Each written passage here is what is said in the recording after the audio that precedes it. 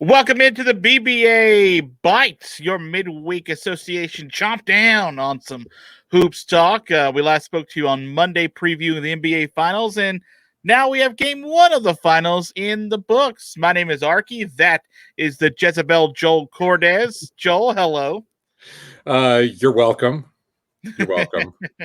Off air, there were puns being dropped, and apparently that got me the nickname Jezebel. I don't know how those apply, but be that as it may. Yeah. Well, let's talk game one. we have no better segue than that. Let's just talk. All right, we can try. Well, let's just lead off with what happened in the game, and we'll get to the fallout afterwards. Giannis played. Giannis played, and he put a lot of production on the boards. Boards included 20 of those bad boys for him. A huge game from that standpoint. But Giannis did play, was upgraded right before the game to questionable, and did play very valiantly, I would say, for someone who we thought, and he even said he thought he was done for the year when it first happened, to someone who performed very strongly in game one. But Phoenix clearly gets the win, and Phoenix looks really, really good. Chris Paul, monster game one. Devin Booker, very good game one as well, and not bad for a couple of teams. One in particular that has the only guy who has finals experience on the roster. Yeah, I was surprised. My son pointed that out to me when he was listening to the broadcast, and that it was Jay Crowder for Phoenix, and then we were trying to remember. We knew it didn't go as far back as Miami. He was on that final Cleveland Cavaliers iteration with LeBron that lost to the Warriors, and that was kind of the final straw for the LeBron era in Cleveland. Phoenix didn't get rattled. Milwaukee came out and looked like they were just picking up right where they left off. They had a really nice first quarter, did the Bucks. They were pounding the ball inside. They were making jump shots from outside. Giannis clearly gave them a shot in the arm early. He got to the free throw line and missed again more than you would want. But he was aggressive. He was playing around the basket. He was facilitating. And Phoenix was able to weather that. And I think it was about late in the second quarter, I texted my buddy who's a huge Bucks fan and just said, man, this Suns team we knew they were pesky on defense, but every time you watch them, they just get peskier. And he's like, yeah, absolutely. Yeah. Phoenix's ability to just kind of swarm, to play that passing lane, they did exactly to Giannis what you and I talked about Monday, which was stop his momentum. If he's going to get the ball from the wing and try to drive, try to swarm him. It's not really even walling up the way that the Sixers and the Raptors did so effectively a couple seasons ago. It's just get hands going for the ball as he comes through, and Phoenix can overcome their height disadvantage in those cases with DeAndre Ayton then just kind of patrolling to be the seal-off man. And once they started to do that a little bit more, it pushed Giannis further back out. He didn't get quite as many post-ups. He settled for a few more jumpers. And Phoenix then was able to manufacture just a couple of really good possessions to get out, kind of get things settled. They got easy baskets in transition. And by the second half, then they moved into that devastating Chris Paul, Devin Booker 1-5 pick and roll where Bobby Portis, poor guy, was just out on an island, and he did the best he could. I mean, he actually played pretty good defense for being stuck in that position, but Booker and Paul were just kind of masterful at reading what they wanted to do. Yeah, and those guys combined for nearly 60 points. DeAndre Ayton, dude, I'm telling you, man, I have loved up on this kid for like the last three quarters of the season. I thought, and what was it, 22 and 19 in that game?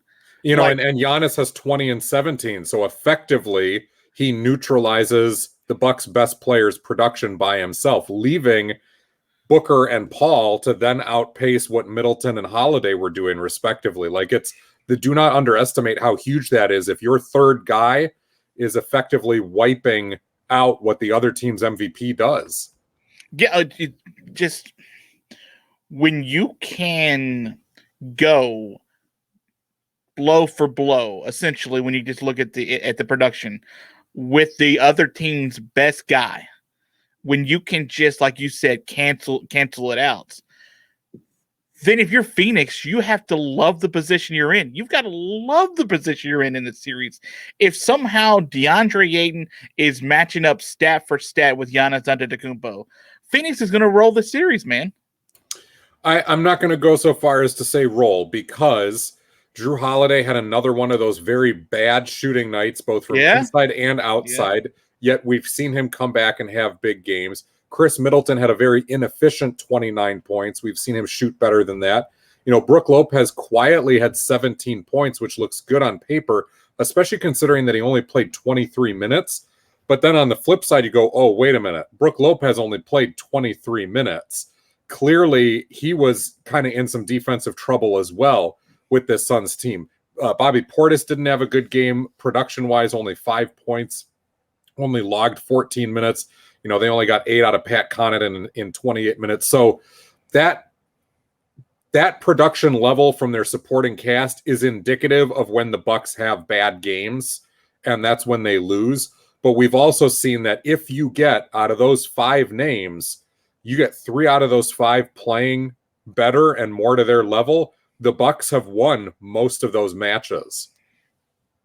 I do believe, and going into this series, that if I was going to pick roster versus scheme versus quote-unquote experience, and I just sort of mean getting deeper into the playoffs, I still was going to favor Phoenix no matter what in the series, and that's of course the reason I picked them to win before Game 1.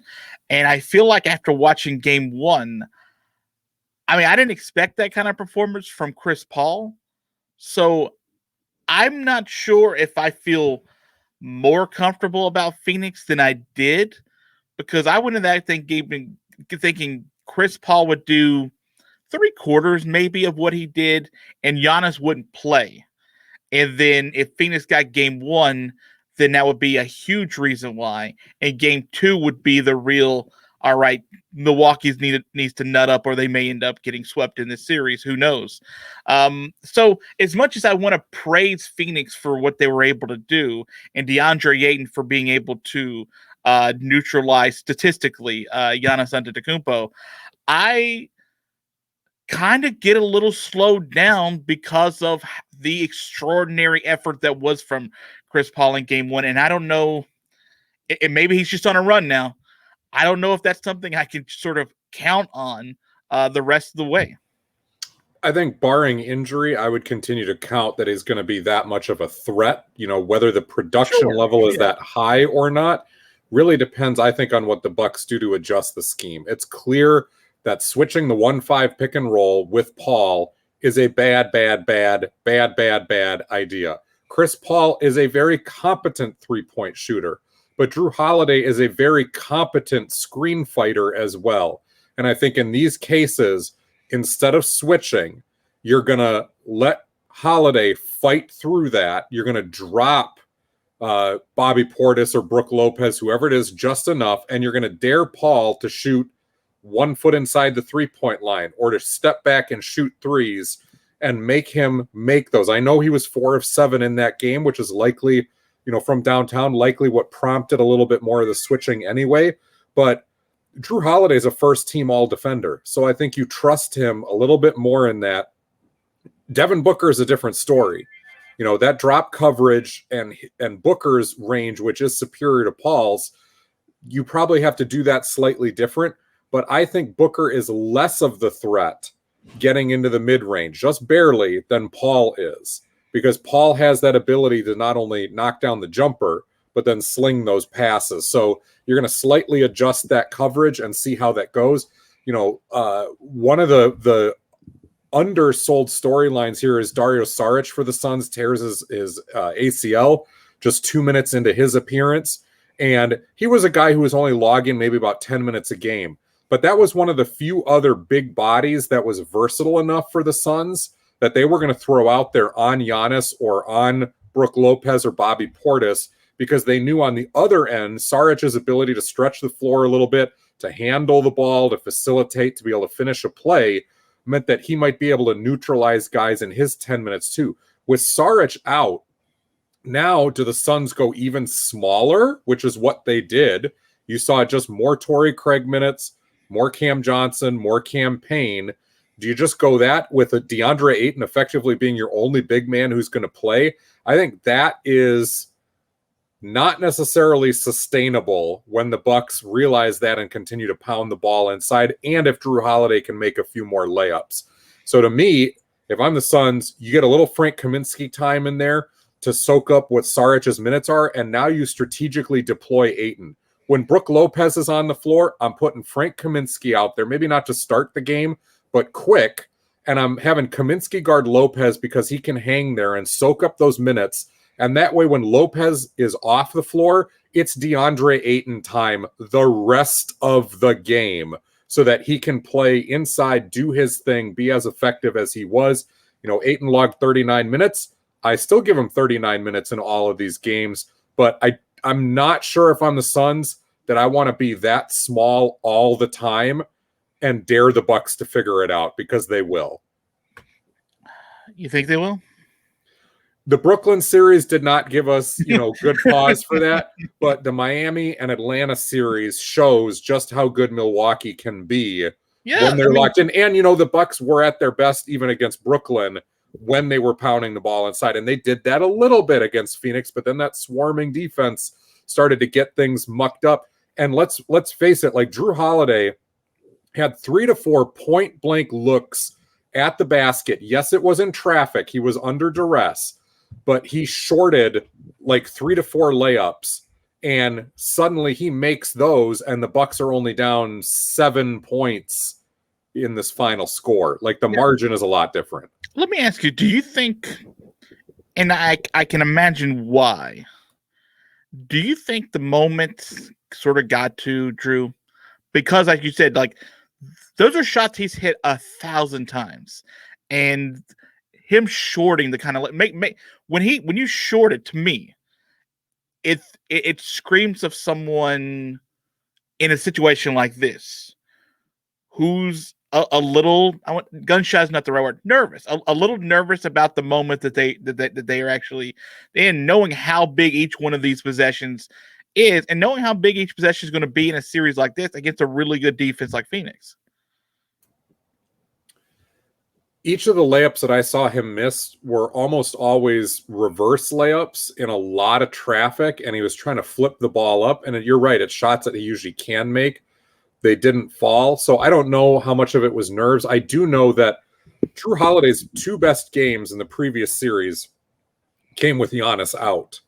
I don't think that was a coincidence, because Holiday had more room to attack the basket downhill. No, we talked about that. Yeah, rather than be, laterally or being a backdoor cutter and what have you. And once he got into the paint, because there wasn't another big trailing with Giannis down by the basket, he just had more room to operate.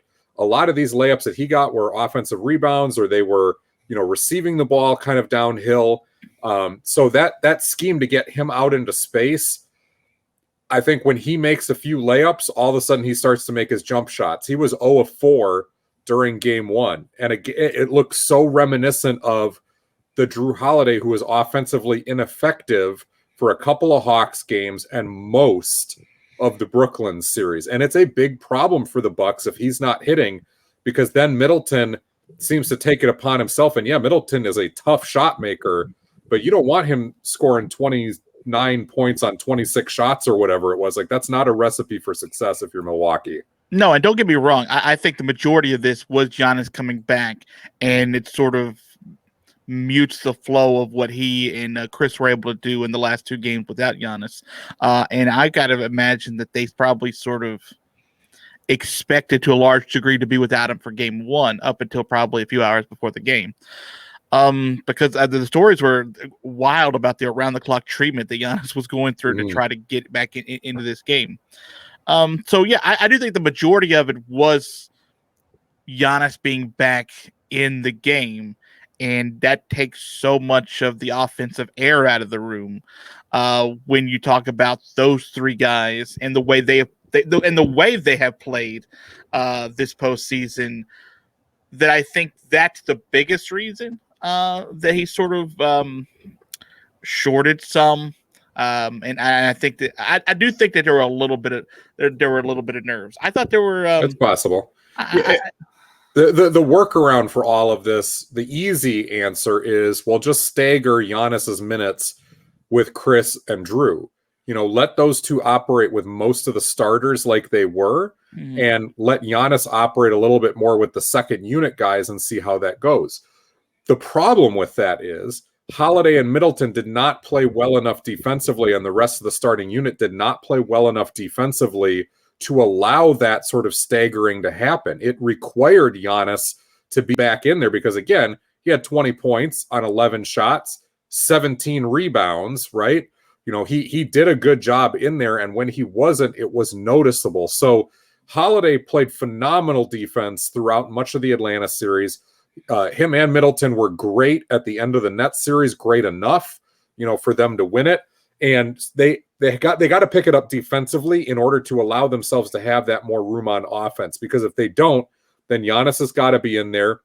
And with Giannis not feeling particularly comfortable about his jump shot, and Holiday obviously not either, and then you've got the Giannis free throw woes, you can overcome all of that, but it's a lot to overcome against a Suns team that is just executing really on all cylinders and clearly knows who they are right now, and has yet to run into, in a while, any kinks to work out, right? Like, even in the Clippers games that they lost, most of the time it was like, yeah, the Clippers had a really good game, but Phoenix was on the right track. They just didn't make their shots, or Devin Booker was wearing the face mask. There wasn't a whole lot of stuff they had to figure out. Whereas with Milwaukee, here we are in the NBA Finals going, which of the starters really work best together? Like, that's a big difference. Right. The Suns haven't thrown up duds for the most part this postseason. They've all been right around the that makes sense, or close, or they did get smoked by the Clippers at least once, but that was a really bad game from Devin Booker, and that was coming back with the face mask and the injury, and Oh yeah. I mean, listen, you're not supposed to put face masks on and play basketball. That's the rule. I don't care what Rip Hamilton says. I don't care. All right. So Dario Saric out, torn ACL. Out indefinitely. The Suns announced about an hour before we started recording. You were alluding to it moment before, and sort of your breakdown of what Phoenix does in Game 2 to sort of account for that. How big of a loss do you think losing Dario would be for the Suns, and does that change how confident you would be in them to win 3 more? It's not an enormous loss. Saric is valuable because he's a jackknife kind of guy. He's a Swiss Army knife guy that just fills gaps, and he's logged 15 to 20 minutes a game for them through much of the season when he's been healthy. But the guy who filled the minutes when he wasn't healthy during the regular season, it was Frank Kaminsky, who did basically the same things. So Milwaukee, being one of these teams that's on the much bigger side that doesn't play so small, like I said, I think you can put Kaminsky out there against this Bucks team, whether it's Lopez or even Bobby Portis, and you can roll the dice there, allowing Ayton not to get overtaxed and have to play the starters minutes, but also with the second unit so much. He's going to log big minutes anyway, but like I said, if I'm the Suns, yeah, you could play Torrey Craig as a small ball 4, the same way that you do with Bridges and Jay Crowder. And you could go even smaller, throwing Campaign out there with Chris Paul and Devin Booker, which they do. And as long as you can swarm and be as active as you are, you can get away with that. The problem is, if the Bucks are able to consistently pound the ball inside, if Holiday can get into the lane and make a few, which thereby opens up his shooting ability a little bit more outside, and now the floor stretches, that swarming gets stretched out too. And you're going to start to get eaten up inside. And I think that's got to be the Bucks adjustment they make going into all of this. Their defensive intensity has got to come back up again, does Milwaukee's. I thought it was pretty good through much of the game, but Phoenix is really, really good at moving the ball. And so you got to find that extra gear if you're Milwaukee. And then on the offensive end, it just goes back to get easy shots and post-ups for Giannis, get Holiday moving downhill out of pick and roll, continue to move the ball, don't ISO. Those are Milwaukee's keys. And if you're Phoenix, it's continue to swarm, get out and run, and be very strategic about when you want to go small. Like, that's one of those cards that you can play and it can be effective, but there's no reason to play that card until you have to. Like, play Frank Kaminsky even out there with Ayton, if it's versus Lopez and Giannis. Play him out there for a little bit until you can't anymore, and then it's Torrey Craig time, and then it's campaign time even more. So I just don't want to see the Suns move to like an 8-man rotation where it's only one big guy. I think that could come back to bite them. Yeah, I think despite the fact that I love Phoenix so far and how they were able to get away from game one and look so good, that killer third quarter that gave them the distance for the fourth quarter that they've done so many times, I still think that there's a lot of adjustments from both sides that really could massively affect the way this series is going to go. So let me end on something like that, and let me ask you as we wrap up this BbA Byte. You're a Milwaukee Bucks fan listening to this right now, or watching on the old YouTube with the old digital thing you can do on the internet. Tell me, as a Milwaukee fan, what gives you confidence going forward into game 2 and beyond? I guess that the Bucks have been in a lot of tough situations throughout the playoffs and have found a way somehow to get through those. And there have been adjustments, and that Giannis played 35 minutes and was productive. I said if Giannis misses 2 games or more in this series, it's Suns in 6. If Giannis plays the series, it's Bucks in 7 was my pick. Mm-hmm. I think it's still very possible. The concern, of course, is that Giannis got like a week off. Now he comes back, logs 35 minutes, and does soreness set in. Yeah. And now in game 2, you only get like 25 minutes out of him, and he's laboring the way we saw like Joel Embiid, during early in the playoffs when he was dealing with knee injuries. He looked great at times, and then other times you're like, oh yeah, dude is injured. Yeah. That could be a problem for Milwaukee. Well, he has moments where he like blocks that shot, and you're like, whoa, right? Hey, all right, did he really get hurt? Was he sandbagging this whole time? No, and then like later you're like, oh no, you're fine. I get it. And the tough thing with Giannis is if that athleticism and that spring-loaded attack that he has, if that's gone, well, the jumpers completely failed him, right? And the free throws have failed him, and there's not a whole lot else that he brings for you offensively. On the defensive end, sure, it's another big body and long arms and a good rebounder, but aside from parking him under the basket and then not putting Lopez down there where he's been super effective, if you go back to Lopez just being a spot-up 3 guy, that's all you get out of Giannis then is a dunker spot guy who maybe can't finish dunks if he's laboring. Yeah, and it's a little Joel Embiid-esque, right? Like he's got the moments, or maybe even a couple of games, but eventually, like fatigue set in on that knee, and it was, it wasn't able to go deep into the series and be as good as often as you would expect someone who was, the leader for a long time to be the MVP of the season. Speaking of Embiid as it is, I think if you're Milwaukee, the biggest thing is Giannis played. Like you're not winning the series if Giannis doesn't play. Like it's just you're not going to win 4 out of 7 if Giannis is on the bench for the entire series. But with Giannis off the bench, to some degree, you got a fighter's chance. You got a puncher's chance to be able to. Again, we've been bamboozled in the brain by Mike Budenholzer and his calls this entire postseason. But you've got a shot to put it into the hands of your coach, who now has got you into the finals. Finally, I'm going to coin the term Budenhoozled. I like it, Joel. Like you give yourself that puncher's chance to not be Buden. But what was it? Budenhoozled. Budenhoozled. And listen, I mean, watch him come out in game 2 and Giannis shoots like 7 of the first 9 threes of the game. And you're like, oh, we've been Budenhoozled. Well, and I mean, here's the other thing for Phoenix. Devin Booker was 8 of 21 for 27 points. It's decent, not super efficient, but Chris Paul was 12 and 19 for 32. You get one of those nights where neither of those guys are hitting, or even if one of those guys are hitting, you look around with the rest of the Suns, and it's not always obvious who is your offensive lift beyond that. Like it can be DeAndre Ayton for sure, but Crowder and Bridges are not big scoring guys. Campaign is had by, 1 point. He yeah, had 1 point in like 35 minutes. Campaign by reputation is kind of a spark plug offensive guy, and he showed that throughout the playoffs off and on. But that's just it. He's kind of an off and on guy, and Cam Johnson does some of that too. So if you're Milwaukee, you got to really try to neutralize. And I know that's so much easier said than done, but you got to let Paul or Booker have a bad game. You can't have both of them be on point with what they're doing. Yeah, just shut down Chris Paul. That's it. Just shut him. That's it. And Devin Booker for that matter. If you can shut down Chris Paul, Devin Booker, and DeAndre. I know it's almost John Madden-esque, right? Just score more points than the other team, and you'll win the game, guys. Come on. I think there's a good chance you come away with a win, even if Giannis has to sit for a quarter. All right, that's it for the BbA Byte Game 1 in the books of the NBA Finals.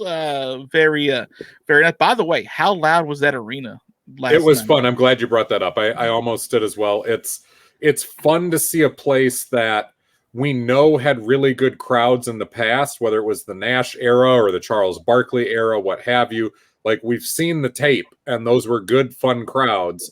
And it had been years since we had seen that last. And they've shown up throughout the regular season. They got even louder during the playoffs here, especially as they were able to go back to full capacity. And yeah, it's just been, I think the crowd embodies who the Phoenix Suns have been, which is always like the fun team.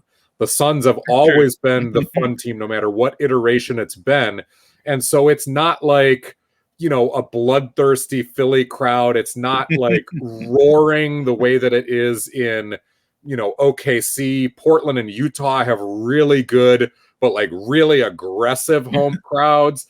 But Phoenix, it was like everybody was just up. They were having a good time. It was a party. They were, it was a fun crowd. And it really just, to me, that embodies who the Suns have always been. And, personally, I want Milwaukee to win. I live close to Wisconsin. I know a lot of Bucks fans. I've been around the Bucks for a long time. And because I think that a championship keeps Giannis there long term. But it's like a 51 to 49% desire because the Suns have just played the right way. And if they win, I want the fun team to be rewarded for once, like they deserve that. Look, the Phoenix fans are like the fans that are probably pre-gamed, the majority of them a little bit, came to the arena ready to have a good time. And they said for this next 2.5, 3 hours, we're giving every piece of us to this team in this arena. Yeah. And we're gonna make this next 3 hours a blast, and we're gonna enjoy every single possession. And it's been more NASCAR crowd than college football crowd. Let's just put it that way. That's been kind of the cheering section. And I don't mean anything like insinuating or derogatory or anything like that. It's just like it's a really like fun vibe that's been there, and I hope that continues. Game 2. I'd be surprised if they stopped being fun. I'd be surprised. All right, Joel, that's going to do it for us. We'll be back for your extra dose of basketball goodness coming up on the Sunday edition. But Joel, in the meantime, would you like to say goodbye to the good people? Goodbye, good people. And of course, you can find us on YouTube. Please like, share, subscribe, all that good stuff. And if you want the audio only version, Spotify, Spreaker, iTunes, wherever you get your podcasts, you'll find us too.